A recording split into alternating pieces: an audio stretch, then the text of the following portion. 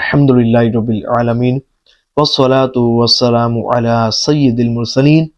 درود پاک تمام نفلی عبادات میں سے افضل ترین عبادت ہے، اور اس کی دلیل یہ ہے کہ آپ قرآن کریم فرقان حمید کا مطالعہ کریں، الحمد سے لے کر والناس تک سارے قرآن کریم کو پڑھیں اور دیکھیں کہ اللہ تبارک و تعالیٰ نے اس میں کتنے احکامات نازل فرمائے۔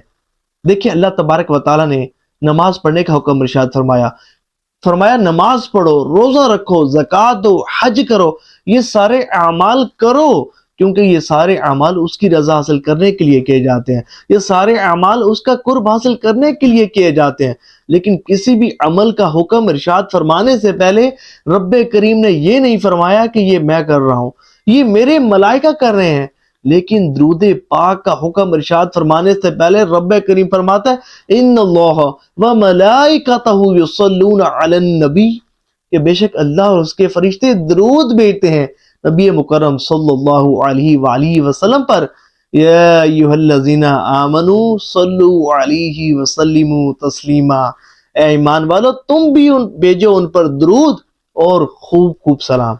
اے عاشقان رسول غور تو کریں، ذرا سوچیں تو صحیح کہ اللہ تبارک و تعالیٰ نے کتنے احکامات نازل فرمائے، لیکن کہیں یہ نہیں فرمایا کہ یہ میں بھی کر رہا ہوں، میرے فرشتے بھی کر رہے ہیں، سوائے درود پاک کے کہ یہ وہ مبارک عمل ہے کہ جس کو خدائی عمل ہونے کا شرف حاصل ہے، جو اللہ کریم کی سنت ہے، اور اللہ کریم خود فرماتا ہے کہ یہ وہ کام ہے کہ جو میں بھی کر رہا ہوں اور میرے فرشتے بھی کر رہے ہیں۔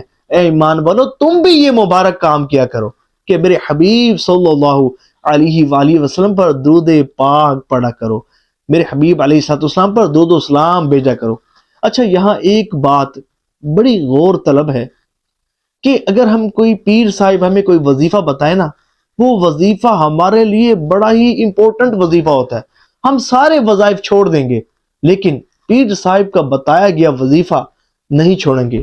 مجھے یہ بتائیں، خالق کائنات ارشاد آپ سے فرما رہا ہے کہ بھئی یہ وہ کام ہے جو میں کر رہا ہوں۔ اب تصور تو کریں، اس وظیفے کی امپورٹنس کو دیکھیں، یہ کتنا امپورٹنٹ وظیفہ ہے، اس کی اہمیت کا اندازہ تو لگائیں کہ اللہ کریم فرما رہا ہے کہ یہ وہ کام ہے جو میں کر رہا ہوں، میرے فرشتے کر رہے ہیں۔ اگر کوئی ایمان والا ہونا چاہتا ہے تو وہ ہمارے حبیب صلی اللہ علیہ وآلہ وسلم پر درود پاک پڑھے۔ سبحان اللہ۔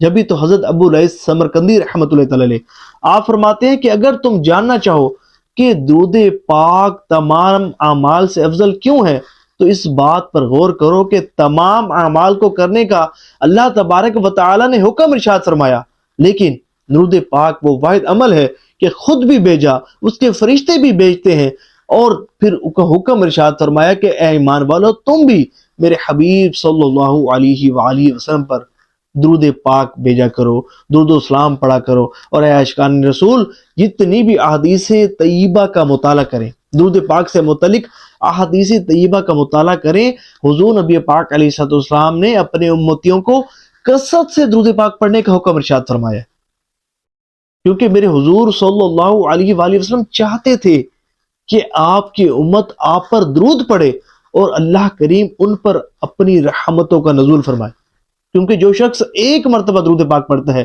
اللہ کریم اس پر 10 رحمتوں کا نزول فرماتا ہے، اس کے 10 گناہ معاف فرما دیتا ہے، 10 نیکیاں اس کے نامہ اعمال میں لکھی جاتی ہیں، 10 درجات اس کے بلند کر دیے جاتے ہیں۔ سبحان اللہ۔ اے عاشقان رسول کون سا ایسا عمل ہے کہ جو بیک وقت 4 کام کرتا ہو؟ دیکھیں ہم تو ہیں ہی خطا کار، گناہ گار، سیاہ کار، ہم حضور پر درود پڑھیں اور ہمارے گناہ بخشے جائیں، بروز قیامت ان کے صدقے ہی تو ہم نے بخشا جانا ہے۔ بروز قیامت وہی صرف جنت میں جائے گا کہ جس کی حضور نبی کریم صلی اللہ علیہ وآلہ وسلم شفاعت فرمائیں گے، اور درود پاک کی کثرت کرنے والا خوش نصیب وہ خوش بخت اور خوش نصیب ہے کہ جسے یہ شرف حاصل ہوگا کہ بروز قیامت حضور نبی اکرم نور مجسم صلی اللہ علیہ وآلہ وسلم اس کی شفاعت فرما کر اسے جنت میں داخل فرمائیں گے۔ سبحان اللہ۔ اور یہ وہ مبارک وظیفہ ہے کہ بروز قیامت حضور نبی کریم صلی اللہ علیہ وآلہ وسلم کا قرب خاص حاصل کرنے کا، اور روایت میں یہاں تک آتا ہے کہ بروز قیامت ہر مقام اور ہر جگہ تم میں سے میرے سب سے زیادہ قریب وہی ہوگا کہ جس نے دنیا میں کثرت سے مجھ پر درود پاک پڑھے ہوں گے. سبحان اللہ. اور یہیں تک بس نہیں بلکہ حضور نبی اکرم صلی اللہ علیہ وآلہ وسلم نے ارشاد فرمایا کہ جو صرف 50 مرتبہ روزانہ مجھ پر درود پاک پڑھے گا تو بروز قیامت اسے مجھ سے مصافحہ کرنے کا شرف حاصل ہوگا. سبحان اللہ سبحان اللہ. اے عاشقان رسول، غور تو کریں، رشک کریں اپنی قسمتوں پر. آج ہمیں نا کسی بڑے عہدے دار سے، کسی بڑے منصب والے سے ہم شیک ہینڈ کر لیں نا، ہاتھ ملا لیں، ہم بڑے لوگوں سے بتاتے ہیں کہ بھئی فلاں پرائم منسٹر سے، فلاں عہدے دار سے میں نے مصافحہ کیا تھا، ہاتھ ملایا تھا. تصور کریں اور غور کریں کہ اگر کوئی بڑے پیر صاحب ہوں، کوئی بڑے عالم صاحب ہوں، کوئی وقت کے ولی ہوں، بزرگ ہوں، اگر ان سے مصافحہ کا شرف حاصل ہو جائے، کتنے لوگوں کو بتاتے ہیں جی میں نے فلاں پیر صاحب سے ہاتھ ملایا ہے، فلاں بزرگ سے، فلاں شیخ صاحب سے ہاتھ ملائے ہیں. تصور کریں کہ جسے بروز قیامت حضور نبی اکرم صلی اللہ علیہ وآلہ وسلم سے مصافحہ کرنے کا شرف حاصل ہوگا، وہ کتنا خوش بخت اور خوش نصیب ہوگا. سبحان اللہ. کتنا خوش نصیب ہے درود پاک کی کثرت کرنے والا. اور اسے ایک شرف یہ بھی حاصل ہوگا کہ جنت کے دروازے پر اس کا کندھا حضور نبی کریم صلی اللہ علیہ وسلم کے کندھا مبارک سے چھو جائے گا. سبحان اللہ. حضور نبی اکرم صلی اللہ علیہ وآلہ وسلم نے ارشاد فرمایا کہ جو شخص دن بھر میں 1000 مرتبہ درود پاک پڑھے گا تو جنت کے دروازے پر اس کا کندھا میرے کندھا کے ساتھ چھو جائے گا. سبحان اللہ. یعنی کہ اتنی حضور نبی کریم صلی اللہ علیہ وآلہ وسلم سے قربت اسے نصیب ہوگی. اور یہیں تک بس نہیں بلکہ یہاں تک روایات میں آتا ہے کہ جو شخص دن بھر میں 1000 مرتبہ درود پاک پڑھے گا اسے اس وقت تک موت نہیں آئے گی جب تک وہ جنت میں اپنا ٹھکانہ نہیں دیکھ لے گا. اللہ اکبر. اس کا مطلب یہ ہے کہ اس کا خاتمہ ایمان پر ہوگا جب بھی تو وہ جنت میں جائے گا. اس حدیث شریف میں ایمان پر خاتمے کی بھی نوید ہے. اور یہیں تک بس نہیں بلکہ درود پاک کی کثرت کرنے والا وہ خوش نصیب شخص ہے کہ اسے یہ شرف حاصل ہوگا کہ اللہ تبارک و تعالی اسے جنت میں حضور نبی کریم صلی اللہ علیہ وآلہ وسلم کے قبہ مبارک میں داخل فرمائے گا. سبحان اللہ.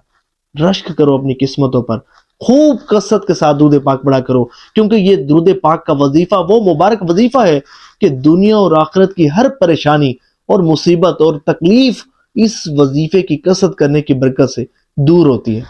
ہر طرح کی مشکل آسان ہو جاتی ہے اور ہر طرح کی حاجت اور مراد پوری ہو جاتی ہے. اللہ کریم ہمیں کثرت سے درود پاک پڑھنے کی توفیق عطا فرمائے. ثواب کی نیت سے ویڈیو کو شیئر بھی کیجیے گا.